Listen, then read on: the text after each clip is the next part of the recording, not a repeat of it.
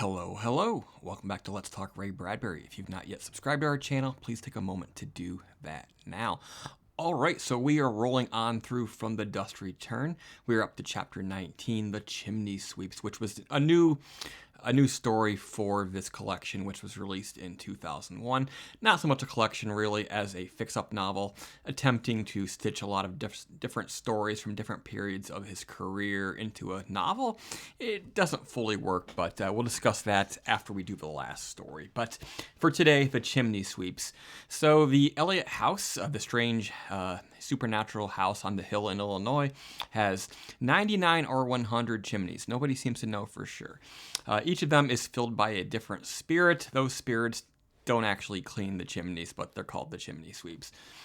These spirits had simply blown in on the weather to occupy all of these chimneys, and each is a sort of a memory of a different weather system, like a monsoon or a hurricane or a blizzard, and sort of retain some of the characteristics of those events, and sort of has a type of a memory of its own.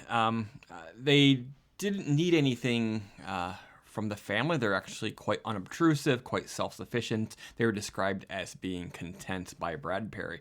But from time to time, Timothy, our lone living human boy character, who is also the family's writer, when he can't sleep, he said he'd lay down on the hearth and listen quietly as they would whisper him tales to record.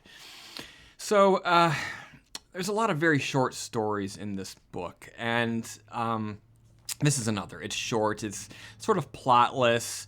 But it has the saving grace of being effortlessly poetic, as Bradbury often is, and it's moving in its own way, despite not really having so much of a plot or any character development or any of those sort of staples of the short fiction genre. It doesn't leave a whole lot to talk about, but I think that if you were to read, if anyone else has ever reviewed the story, I think I could guess what a lot of people would say. They would say, oh, this is pointless, this is filler, this is Bradbury at the end of his career, suffering from old age and, not really being up to his best. I disagree with all of that. I think that Bradbury wrote endlessly, and he wasn't afraid of himself. He had no ego, so he would write down anything that he chose to write down, and then from time to time he would sort of bring these ideas out of mothballs and put them into tales. At least that's how I imagine it, because he's known to have left behind something like 30,000 pounds of paper, which is currently being gone over by archivists. But I can relate to these story fragments that he comes up with. I often have ideas as a writer, just kernels of ideas, images, and sometimes titles, and just little things that wouldn't necessarily ever require their own full treatment in the story format, but they're interesting, and they deserve to be written down, and they deserve to have a place.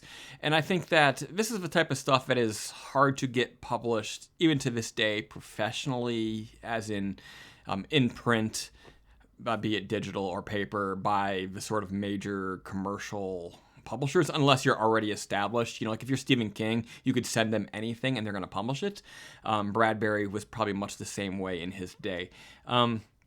But these are ideas that deserve to be seen, and luckily, in our internet age, a person like you or me can, put up a website or self-publish and put it on Amazon, and these ideas, these little kernels of stories, can be seen and heard and preserved. The micro-fiction or flash fiction format comes to mind quite a bit as well. I've often dabbled in those areas, and this would certainly fall into the flash fiction definition. So I'm glad that Bradbury used this opportunity in From the Dust Return to include it, to incorporate it into this growing story we have about this strange family, or strange extended family of supernatural beings living in Illinois. So,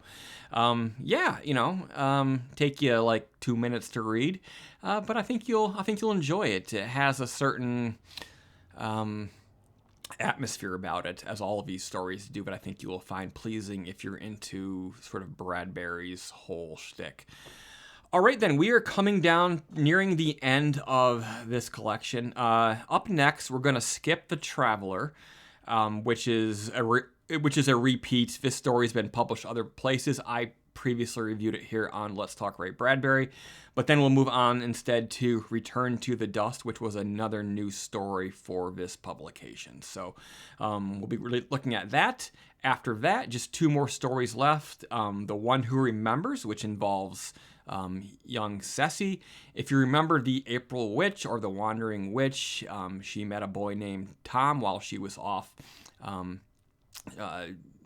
existing in somebody else's body, and it brings that character back and brings a conclusion to that story. I'd almost swear that I've read this one before, but I could not find a review for it in my playlist of Let's Talk Ray Bradbury, so I'm going to do it again here. And then finally, we'll be looking at another new story entitled The Gift. So in the next couple days, we'll be wrapping up Let's Talk Ray Bradbury again, putting it on the back burner for a while to do some other things on this channel, some things that I've neglected. But it's been fun the last several months to have been doing first more Lovecraft and now again more Ray Bradbury. This show goes all the way back to 2018, and I intend to fully continue it on for many years to come, as long as YouTube still exists and as long as there's still short fiction by Ray Bradbury that I have not read and reviewed and sort of shared my brief analysis with you here on Let's Talk Ray Bradbury. But thank you again for listening. Please subscribe, leave a positive, constructive comment, or say nothing at all. But until next time, keep your